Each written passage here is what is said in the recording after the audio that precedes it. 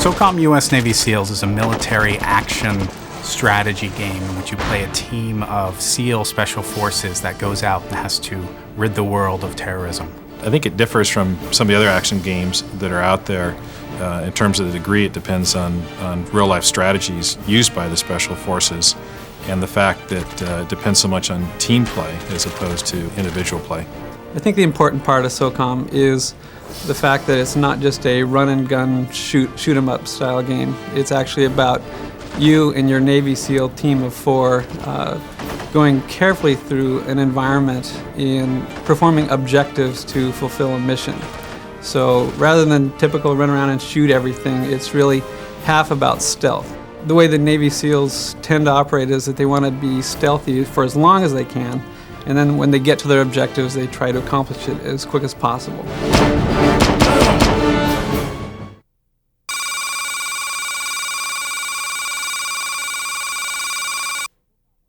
SOCOM was created in cooperation with U.S. Navy Special Warfare Command.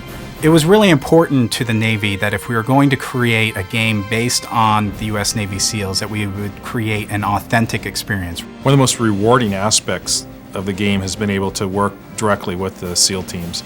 We've been fortunate in terms of having the cooperation from the Admiral on down and have had a wide range of access to the SEAL resources. We have a small block of C4 we're going to be using.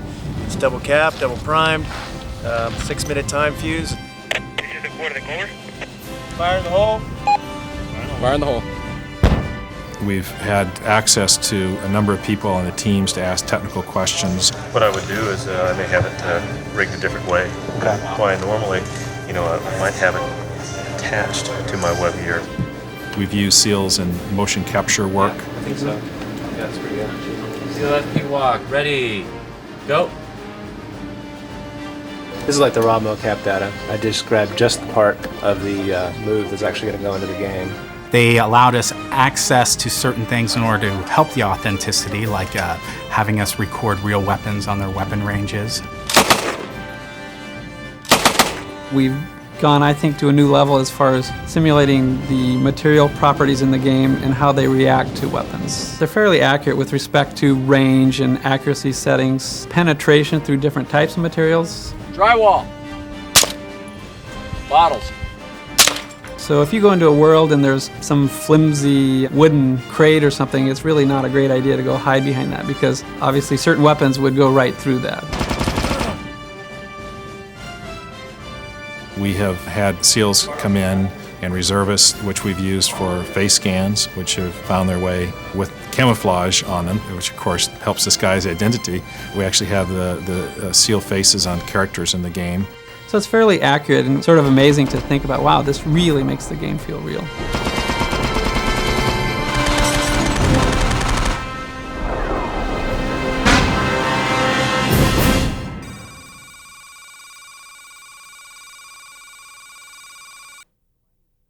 The lighting in SOCOM isn't just there to be pretty.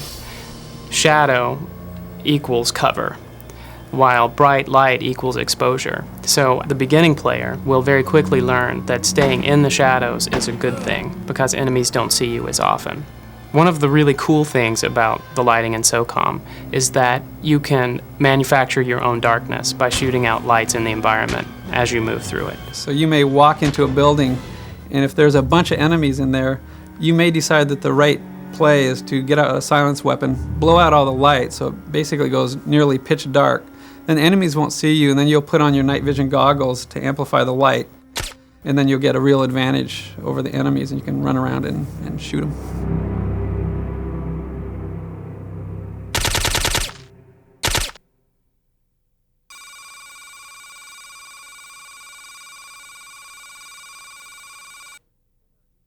Because our engine was really developed to try to support gameplay, when we started working with the Navy SEALs, we found out that really they do a lot of stealth navigation through an environment. And so the clutter was there to support the fact that they need a lot of cover and concealment.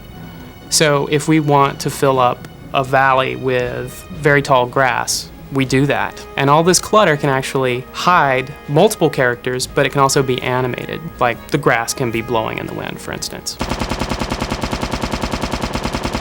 When you combine this with Shadow, suddenly you have characters who are very nearly invisible to the enemy until they choose to reveal themselves by sudden movement.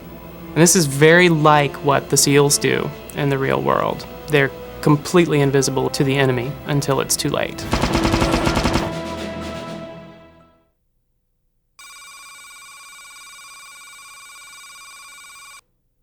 I think some of the early games out on the PlayStation 2 didn't really investigate all the different ways you can actually accomplish anti-aliasing to smooth out the jaggies. We actually blend multiple lines of the frame buffer, so we basically eliminate the jaggy look.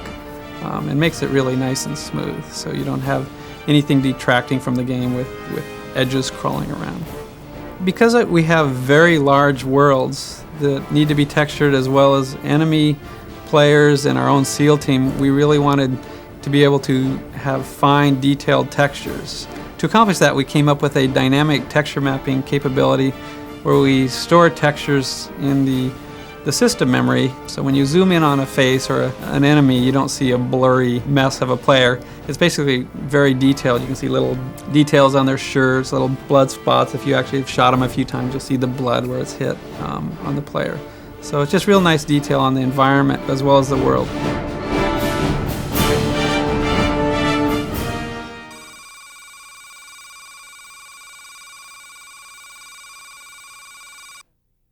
One of the innovative things about SOCOM is that you can use a USB headset, which is packaged with the game, to command your teammates and have them complete objectives for you or to perform specific actions. Team, hold position. You can tell them to move to any place you want, or you can have them take up sniper positions or place demolition charges. Able, deploy frag. Or you might say, Bravo, stealth to target. And that will tell the Bravo team to actually, in a sneaky way, go to a certain place that you've instructed them. And it actually really immerses you in the game, because you're actually talking to these guys now, and they're following your instructions, and they give you audio feedback as well. Right, we'll take it from here. We checked out a lot of speech recognition systems, and I think the one that we found actually is really quite good. I mean, basically it's a system that doesn't need to be trained. Able, follow. I think it's in the high 90% recognition rate.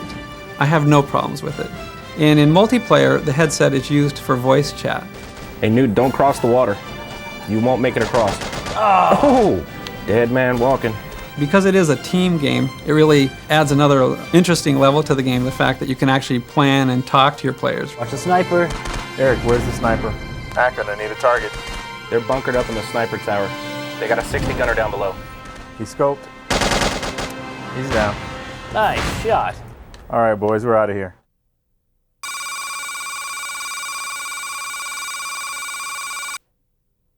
I think we're doing a lot of things that haven't been done before. We have this dynamic route planning. So when the enemies decide they need to get to a certain location, they won't just go through scripted paths. So as they're running along, they will say, okay, I'm here.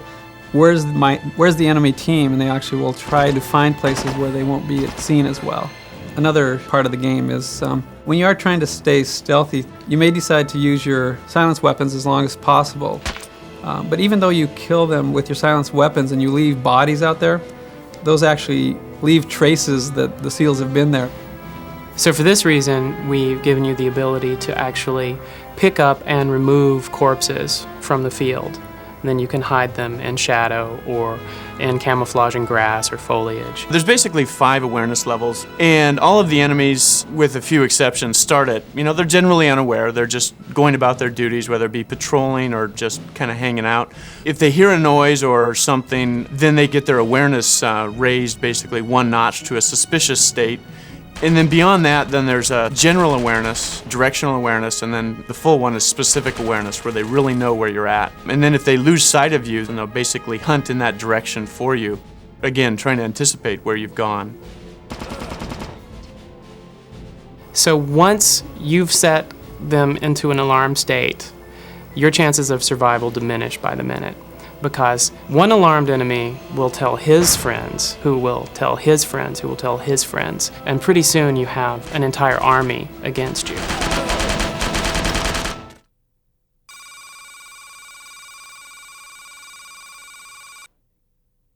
I think we've gone a long ways for a console game. It's a team game, so there's basically team styles of play. It's broadband support, so we can have up to 16 players, up to 8 on 8 for team style of games. For multiplayer, there's 8 additional unique multiplayer worlds. And in those multiplayer worlds, there's different types of games you can play. One is a demolition style team game. There's a hostage extract game and a team deathmatch. We have clan support, so you can have kind of some of the nice community aspects of online games where you can actually become a leader of a clan, go pick your favorite players, put together different clans. Then you can send out challenges to other clans and meet in a room and go play your various games and see who's the best clan.